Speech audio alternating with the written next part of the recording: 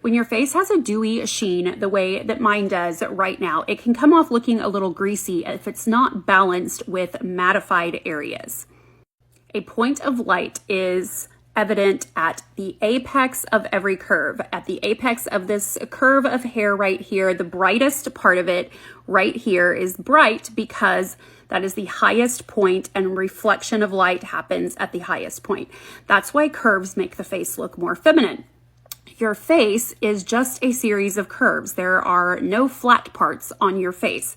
So you can actually make your face look more feminine, more attractive by mattifying some areas so that the sheen in other areas is more magnified.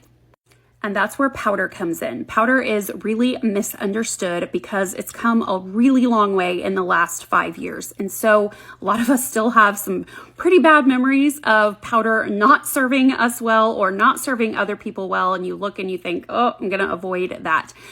But there has been huge efforts made in how powders are milled, what they're made of, and we're gonna talk about it.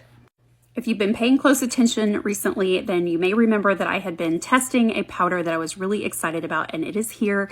It is available, and I'm going to show you what it does. It is a very high quality powder that you need very, very little of, okay? So we're going to put some, I've just tapped a little bit into the lid. I'm gonna take a face-shaped brush, very small, nothing too fluffy and nothing too rounded. It needs to taper a little bit at the tip.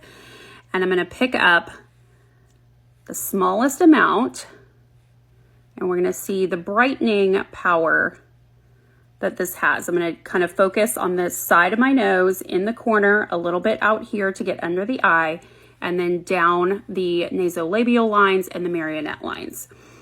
Over here, I still have a lot of sheen going on in this area, but now the sheen is pushed out here, which makes this area look like a cheek implant. I mean, by contrast, when you have this mattified and this is shiny, you have so much more dimension exactly where you want it that you really have the ability to create your own face. You can sculpt your face however you want if you take a little bit of time and learn a few techniques.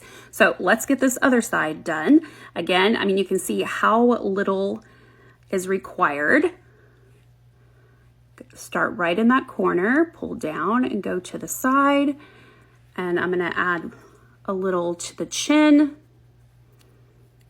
and right in the center of the forehead. The blurring abilities are incredible. I've added a little bit more, and now I'm gonna take some and do where I would put concealer right here. The powder is just a little bit easier, doesn't require any blending, and it's gonna give you that little bit of brightness right there. You can also put this over your lip liner to get your lip liner to, it brightens it a little bit, but it also really causes it to stay put. And so your gloss, when it goes over that, has a little bit more texture to grab onto, makes the gloss last longer as well. And it lasts through sweat, tears.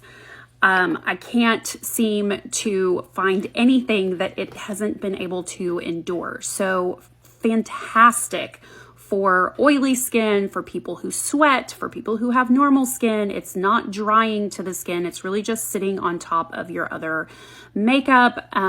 This has an arrowroot base. That is the #1 element in the powder. Most powders use mica and alumina, and there's a lot of filler in powders. So when you see giant powder containers like this, you can rest assured there's a lot of filler inside of it. This one is much smaller and has a handy little lid that you can use for dispensing. There's no powder puff in here.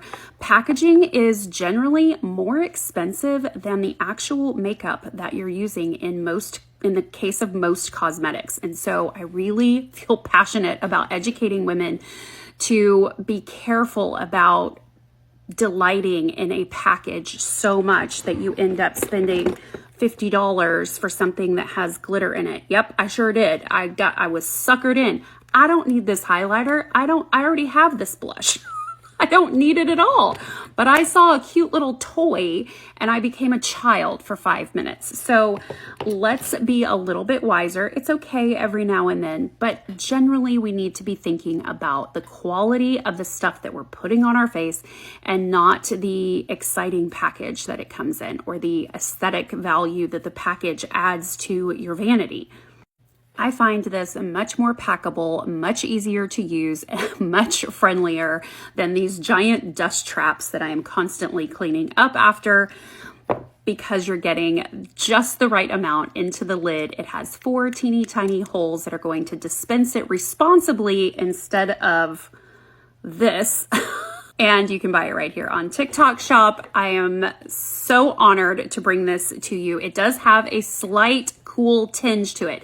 I'm not going to call it a pink powder because it is way less pink than the one I have been using, which makes it much more user-friendly for a variety of skin tones. Because it's a brightening powder, you want to use this over the places where you are using concealer. Look at the bottom left of your screen and you will see a little orange bar there you can touch there.